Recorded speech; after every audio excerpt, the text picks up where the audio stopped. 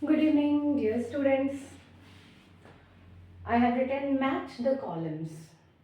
Question 1B match the columns की अभी हम प्रैक्टिस करेंगे. CG क्लास 10 इंग्लिश के लिए हम पढ़ाई कर रहे हैं अभी. So let's see column A, column B दिया हुआ है और एक्चुअली क्या है कि कुछ सेंटेंसेस हैं यहाँ 5 बड़े सेंटेंसेस जिनको दो भागों में तोड़कर ब्रेक करके जम्बल्ड अप किए रहते हैं, वही मैचिंग रहते हैं. आपको चुनना है कि इसकी सही जोड़ी क्या होगी. ठीक है, तो let's start. This is the stadium. Stadium वो ग्राउंड होता है जहाँ स्पोर्ट्स खेले जाते हैं. अब ये स्टेडियम है तो कुछ मैच से रिलेटेड बातें होनी चाहिए. देखते हैं इसके साथ क्या मैच हो रहा है. Until you give him money, no. So that you may pass, नहीं. We shall stay at home, this is the stadium, we shall stay at home, no. This is the stadium where match will be played, yes. ये सही लग रहा है. फिर भी आगे देख लेते हैं. Because he needed it, no. This is the stadium where match will be played. Correct जोड़ी मिल गई हमारी. Next, the beggar will not go away. The beggar will not go away until you give him money. जब तक कि तुम उसे पैसे ना दे दो बेगर नहीं जानेगा. हाँ, ये हो सकता है. आगे देखते हैं. So that you may pass, no. We shall stay at home, because he needed it, नहीं. The beggar will not go away until you give him money. जब तक तुम उसे पैसे न दे दो बेगर नहीं जाएगा. I gave him the book. अब देखिए, I gave him the book, मैंने उसे किताब दिया. सो दैट यू मे पास, ताकि तुम पास हो जाओ इसलिए मैंने उसे किताब दिया, no. We shall stay at home, नहीं. Because he needed it, yes. I gave him the money because he needed it, क्योंकि उसे जरूरत थी. वर्क हार्ड बचा हमारा 2. Work hard so that you may pass, ताकि तुम पास हो जाओ. या we shall stay at home, work hard करेंगे ताकि घर पे बैठे रहे, ऐसी तो कोई बात है नहीं. Then work hard so that you may pass. Okay, if it rains, अगर बारिश होती है, we shall stay at home, हम घर पे रहेंगे. अगर बारिश होती है हम घर पे रहेंगे.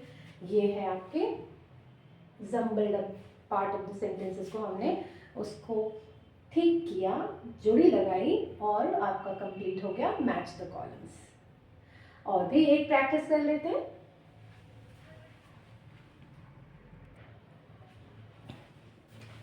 Okay, here I am with another question.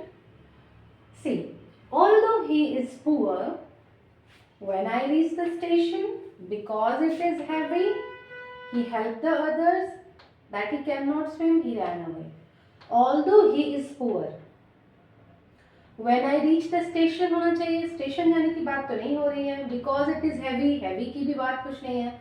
He helped the others, ये कुछ हो सकता है. Although he is poor, he helped the others. हालांकि वो गरीब है लेकिन वो दूसरों की मदद करता है. उसके बाद that she can not swim, swimming की भी कोई बात नहीं है. ही रैन अवे, भागने की भी कोई बात नहीं है.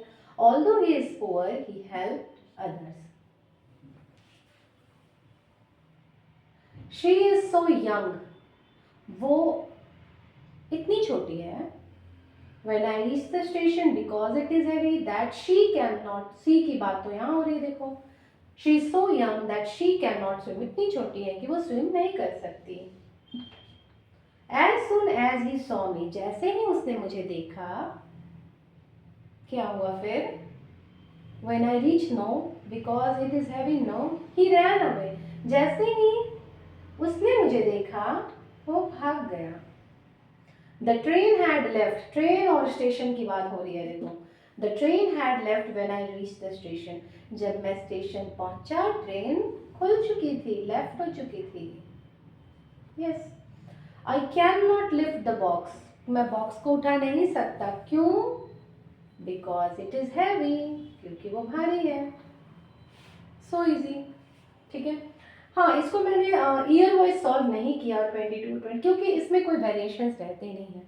ये ऐसे ही क्वेश्चन आते हैं, इसी पैटर्न पे आते हैं. तो इसमें अच्छा करने के लिए आपके जो क्वेश्चंस दिए हुए हैं प्रैक्टिस के लिए, उनको आप प्रैक्टिस करो। काफ़ी क्वेश्चंस है आपके पास प्रैक्टिस करने के लिए, उनको आप प्रैक्टिस करेंगे, ऑलरेडी आपकी इसमें कमांड हो जाएगी। करना ये है, जब आप इसको सॉल्व कर रहे हो तो एक पार्ट का मीनिंग आपके लिए क्लियर होना चाहिए, तभी आप दूसरे पार्ट में इसको मिला पाओगे। अगर कभी आपको लगता है कि ये मुझे इसके कुछ वर्ड समझ में नहीं आ रहे, मीनिंग क्लियर नहीं हो रहा है, उसको छोड़ दो, बाकी को सॉल्व कीजिए। जब बाकी को आप सॉल्व करेंगे, एक आपके लिए छूट जाएगा जो इसका होगा, है ना। ये मैचिंग करने का यही तरीका होता है। आई होप आप ज़्यादा से ज़्यादा इसको प्रैक्टिस करें, और अगर कोई डाउट है तो मुझे बताएं, और आई होप कोई डाउट होगा भी नहीं।